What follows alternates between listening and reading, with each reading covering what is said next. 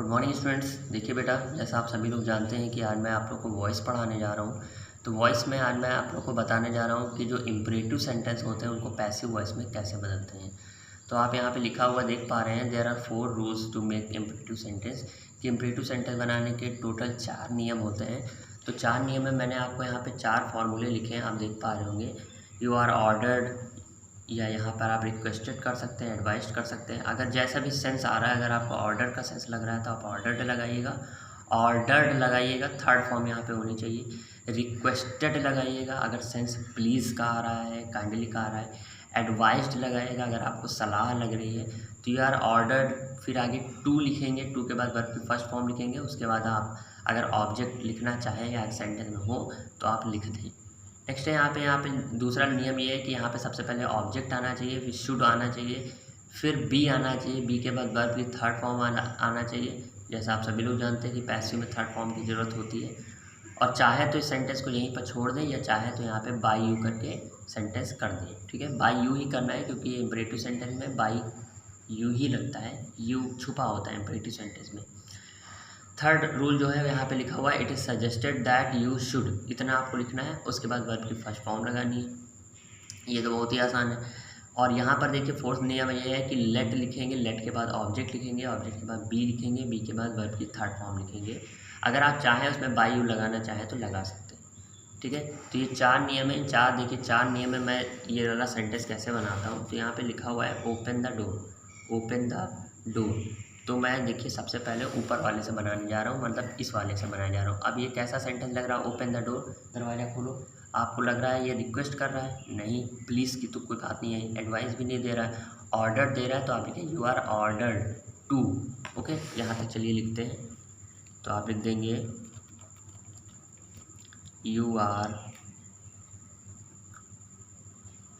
Ordered to, इतना हो गया। उसके बाद देखिए यहाँ पे क्या लिखा, ऑर्डर्ड के बाद वर्ब की फर्स्ट फॉर्म लिखी है ना। तो वर्ब की फर्स्ट फॉर्म, वर्ब क्या है यहाँ पे, ओपन। तो यहाँ पे लिख दीजिए ओपन, है ना।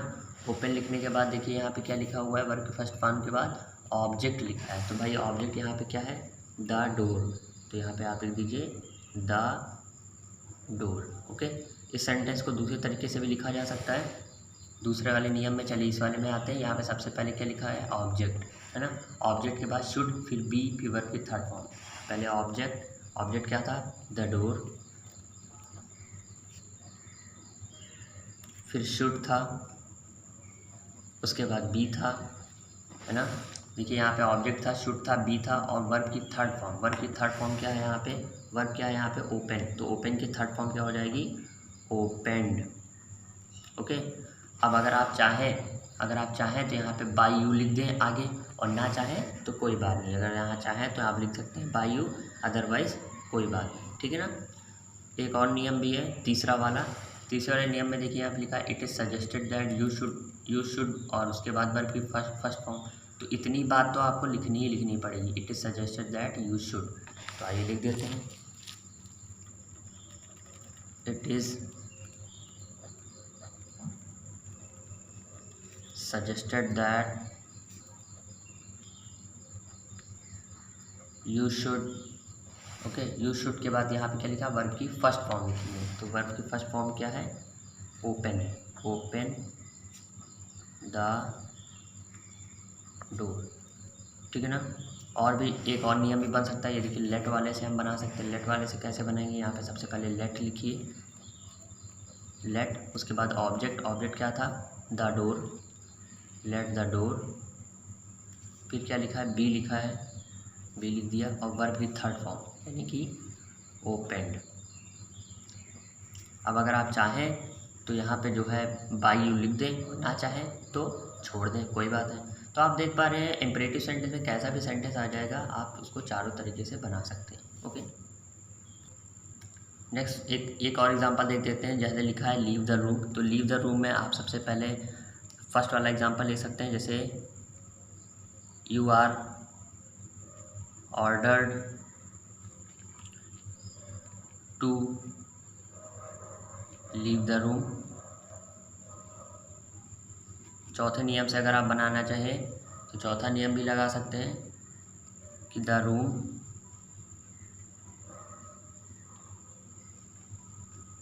The room should be left, क्योंकि थर्ड फॉर्म लीव की आपकी लेफ्ट होती है। और नेक्स्ट है आपका it is suggested that you should, इतना तो लिखा ही जाता था, उसके बाद वर्ब की फर्स्ट फॉर्म लगा देते थे, तो ये आ जाएगा आपका लीव द रूम।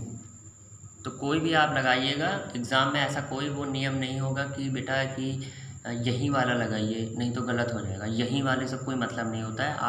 आपके पास सेंटेंस आएगा, आप उस सेंटेंस में कोई एक रूल आप याद कर लीजिए, जो भी आपको आसान लगा हो, ऑर्डर वाला या ऑब्जेक्ट वाला या सजेस्टेड वाला, कोई भी आप एक याद कर लीजिए और लिख दीजिए, ठीक है ना।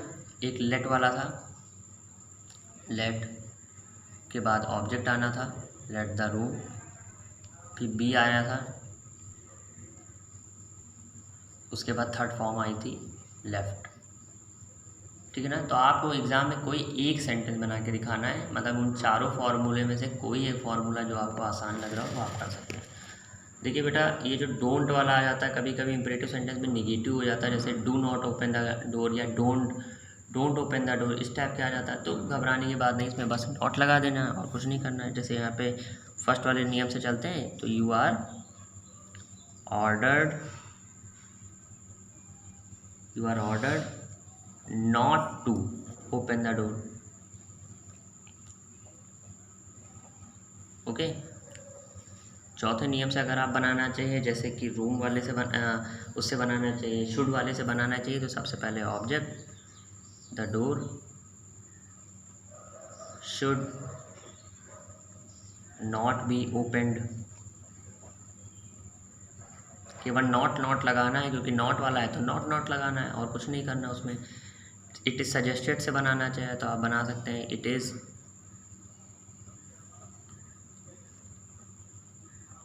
suggested that you should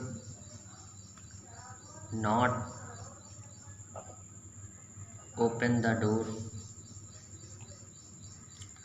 और अगर आप लेट से बनाना चाहें तो आप ऐसे बना सकते हैं कि let the door not be opened. तो किया कुछ नहीं है, सब में यही एक ही काम किया, बस नॉट का यूज़ कर दिया है। तो चार फॉर्मूले आपके पास हैं, चार फॉर्मूले में से कोई एक आपको एग्ज़ाम में यूज़ कर देना है।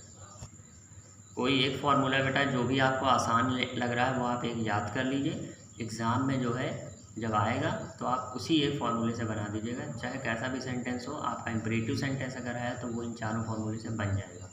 Okay, good day.